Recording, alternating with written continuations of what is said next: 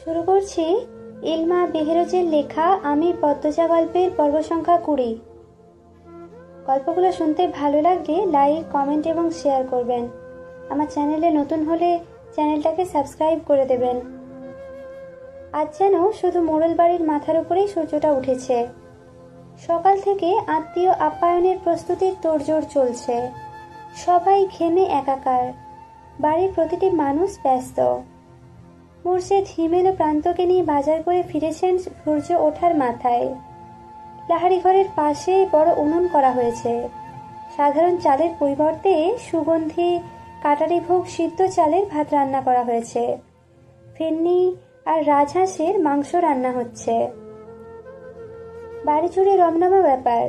একদিন আগের ঘটনা ধামাচাপা পড়েছে 95 ভাগ। ছোট ছোট দরিদ্র ছেলেমেয়েরা খাবারের ঘ্রাণ পেয়ে ছুটে এসেছে মোড়ল বাড়ি। সবার মধ্যেই নতুন উত্তেজনা, নতুন অনুভূতি। শুধু পূর্ণা এখনো সেদিকের ঘটনা থেকে বেরোতেই পারছে না। চেত হয়ে ঘরে শুয়ে আছে। পদ্মজা, মঞ্জুরা আর শিউলির মাকে কাজে সাহায্য করছিল। হেমলতা ধমকে ঘরে পাঠিয়ে দেন। পদ্মজা ঘামে ভেজা কপাল মুছতে মুছতে ঘরে প্রবেশ করে। পূর্ণা দুচোখ জলে নদী। পদ্মজা বিছানার উপর পা তুলে বসল। পূর্ণা পদ্মজার উপস্থিতি টের পেয়ে হাতের উল্টো পাশ দিয়ে চোখের জল মুছল। পদ্মজা কণ্ঠ খাদে নামিয়ে বলল, চোখের জল কি শেষ হয় না? পূর্ণা নিরুত্তর। পদ্মজা অভিজ্ঞ স্বরে বলল, দেখ পূর্ণা, এসব মনে রাখলে তোরই ক্ষতি। দেখছিস না, আমি একদিনের ব্যবধানে সব ভুলে হবু শ্বশুরবাড়ির মানুষদের জন্য রান্নাবান্না করছি। তুইও ভুলে যা, তোর বন্ধুরা আসছে। তুই নাকি ওদের ধমকে দিয়েছিস, এটা কিন্তু ঠিক না। পূর্ণা পদ্মজার দিকে তাকালো। দৃষ্টি ভীষণ শীতল। পদ্মজাকে বলল, সত্যি ভুলতে পেরেছ আপা? পদ্মজার সঙ্গে সঙ্গে উত্তর দিল, ভুলিনি, কিন্তু সহ্য করতে পেরেছি। তোর মতো চোখের জল অপাত্রে ঢালছি না কিন্তু। পূর্ণা উঠে বসে।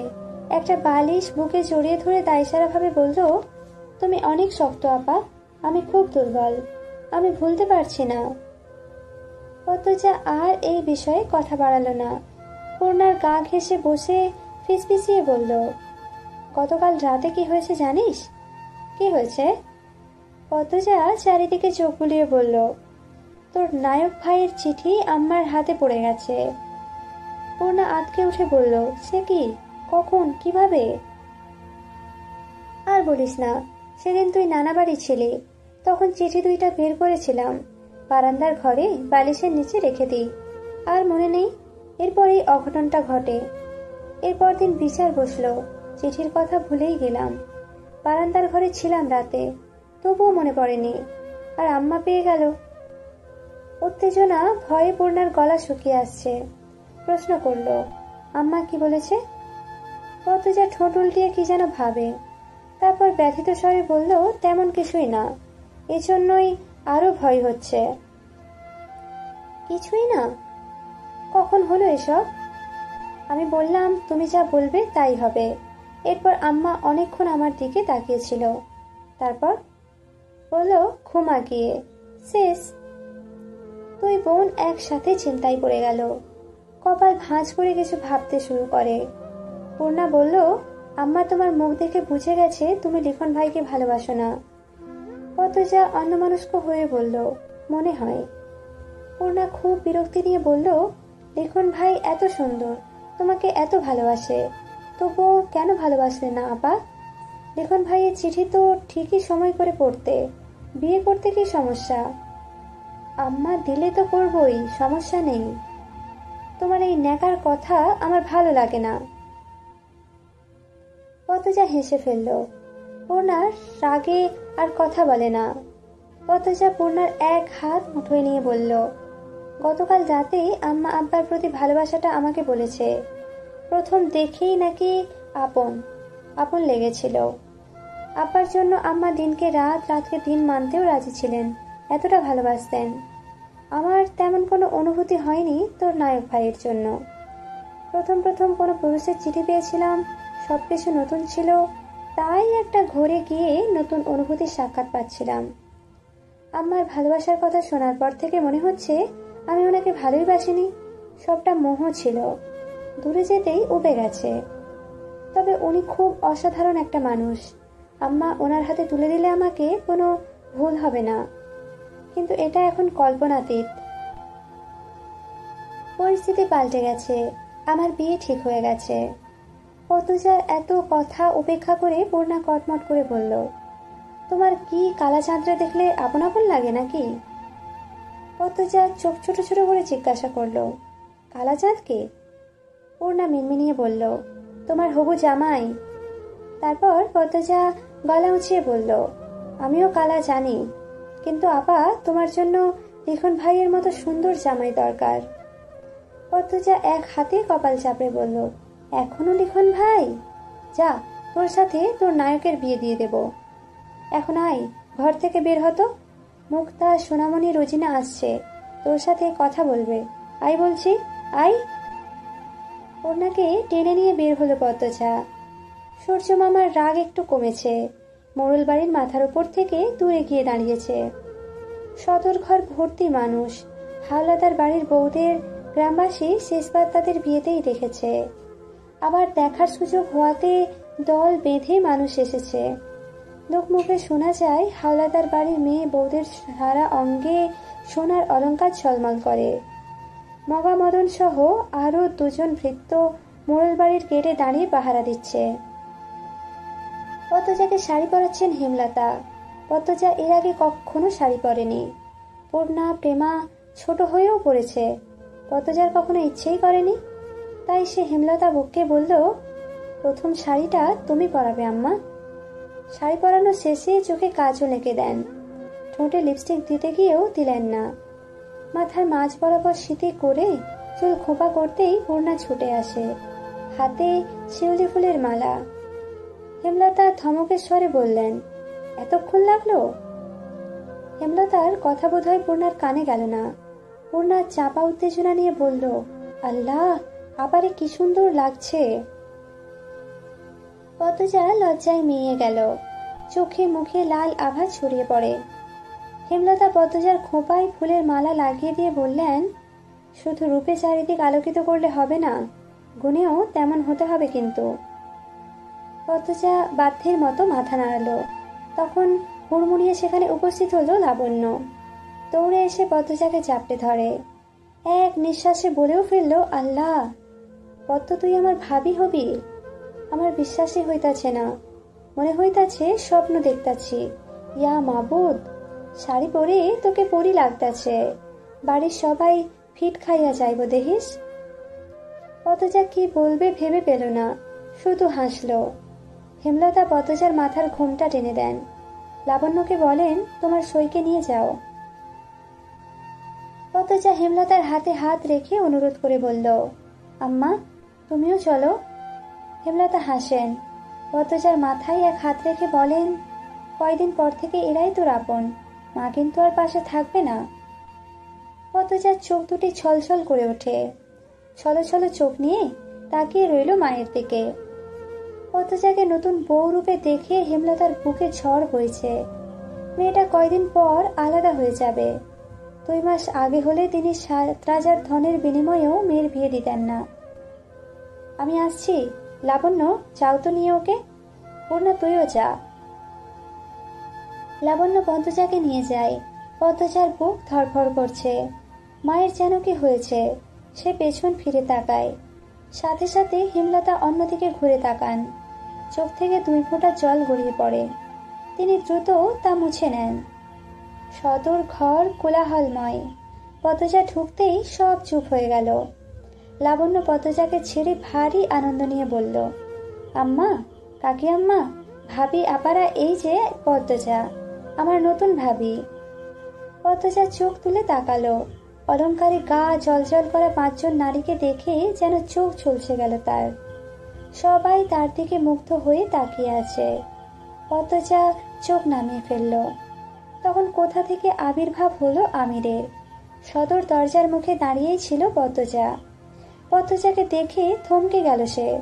পদ্মজার পরনে খয়েরি রঙের জামদানি শাড়ি, শাড়িতে কোনো মেয়েকে এত সুন্দর মনে হতে পারে এর আগে কখনো অনুভব করেনি আমির। আমিরের লজ্জা খুব কম। সে উপস্থিত গুরুজনদের উপেক্ষা করে পদ্মজাকে বলল, মাশাআল্লাহ, দিনের বেলা চাঁদ উঠে গেছে মনে হচ্ছে। লজ্জায় পদ্মজার রগে রগে কাঁপন ধরে। এত লজ্জাহীন মানুষ কি করে হয়? আমিরের মা ফরিনা ধমকের স্বরে বলেন, বাবু এই নে বস আইসা। আমির পদ্মজাতে দৃষ্টি স্থির রেখে মায়ের পাশে গিয়ে বসল। হেমলতা সদর ঘরে প্রবেশ করতেই আমির ধরফড়িয়ে উঠল। ছুটে এসে হেমলতার পা ছুঁয়ে সালাম করল। তবু শাশুড়ির প্রতি আমিরের এত দরদ দেখে ফরিনা খুব বিরক্ত হলেন। পাশ থেকে ফরিনার যা আমিনা ফিসফিসিয়ে বললেন, মেয়ের রূপ তো আগুনের হলকা, বাবু এইবার হাতছাড়া হইল বলে।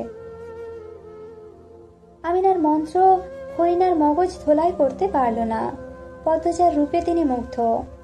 আমির কালো বলে তিনি ছোট থেকেই আমিরকে বলতেন, বাবু তোর জন্যে চাঁদের লাগান বউ আনাম। আর সেই কথা রক্ষার পথে। তিনি শুধু পছন্দ করছেন না, শাশুড়ির প্রতি আমিরের এত দরদটা দেখে। কি দরকার এত ঝাঁপিয়ে পড়ে পায়ে সালাম করার? আমির হেমলতাকে ভক্তির সাথে প্রশ্ন করল, ভালো আছেন?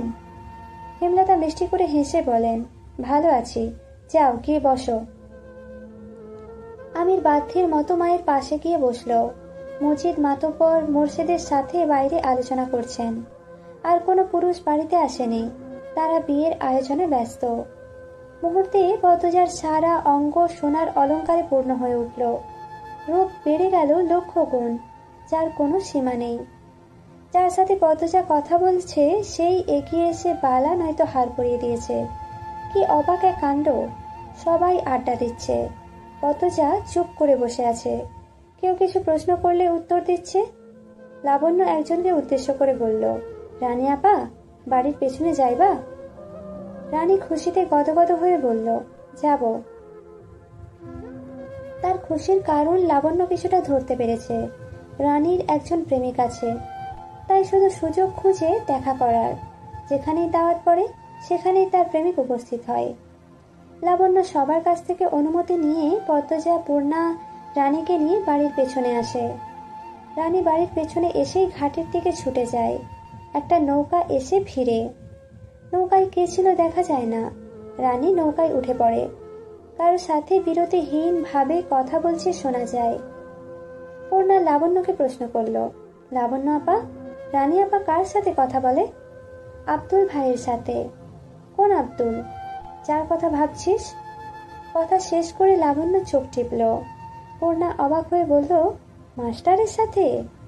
লাবণ্য হাসে। রানী এগিয়ে আসে। লাবণ্য বলে, কথা শেষ? চইলা গেছে। রানী পদ্মজার দিকে তাকিয়ে বলল, মাশাআল্লাহ, তুমি এত সুন্দর, আমার তো কোলে নিয়ে আদর করতে মন চাইতাছে। পদ্মজা মুচকি হেসে বলল, আপনি খুব শুকনা, আমাকে কোলে নিতে পারবেন না। শুকনা হইতে পারি, শক্তি আছে। রানীর কথা বলার ঢঙে সবাই হেসে উঠল। পূর্ণা আমিরকে দেখে পদ্মজার কানে কানে বলল, আপা তোমার কালা চাঁদ আসছে। পদ্মজা পূর্ণাকে চোখ রাঙিয়ে বলল, কি সব কথা, ওনার বোনরা আছে না? লাবণ্য, রানী যা এখান থেকে। আমিরের আদেশ শুনে রানী লাবণ্য খুব বিরক্ত হলো। রানী কাঁদো কাঁদো হয়ে বলল, তা ভাই থাকি না। আমির চোখ রাঙিয়ে তাকালো, ধমকের স্বরে বলল, যেতে বলছি যা। লাবণ্য বিরক্তিতে ইস বলে পদ্মজাকে বলল, আই অন্যখানে যাই। পদ্মজা, থাকুক, তোরা যা। আমিরের কথা শুনে বেশি চমকালো পদ্মজা। লাবণ্য ফুঁসফুঁস করতে করতে বলল, কেন কেন? পদ্মজা, পূর্ণা অন্য দিকে ফিরে আছে। আমি দৃষ্টি কঠোর করতেই লাবণ্য, রানী চলে গেল।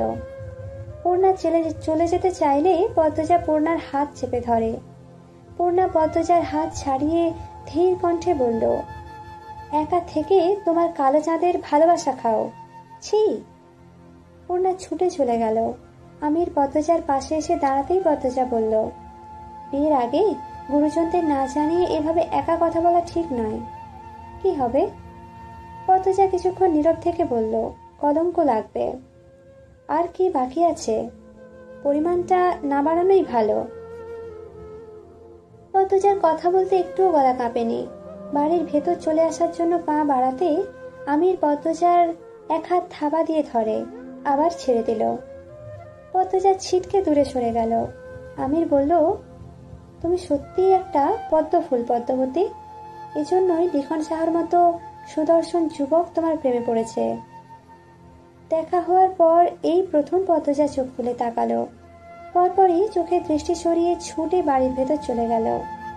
আমির অনেকক্ষণ সেখানে দাঁড়িয়েছিল। দেখতে দেখতে সন্ধ্যা ঘনিয়ে এলো। এবার আত্মীয়দের বিদায়ের পালা। যাওয়ার পূর্বে লাবণ্য একটা কাগজ পদ্মজার হাতে গুঁজে দিয়ে বলল, দাভাই দিচ্ছে। ঘুমাবার আগে পদ্মজা কাঁপা হাতে কাগজটির ভাঁজ খুলল। কাগজটিতে যত্ন করে লেখা, সারা অঙ্গ কলঙ্কে ঝলসে যাক, তুই বন্ধু শুধু আমারই থাক।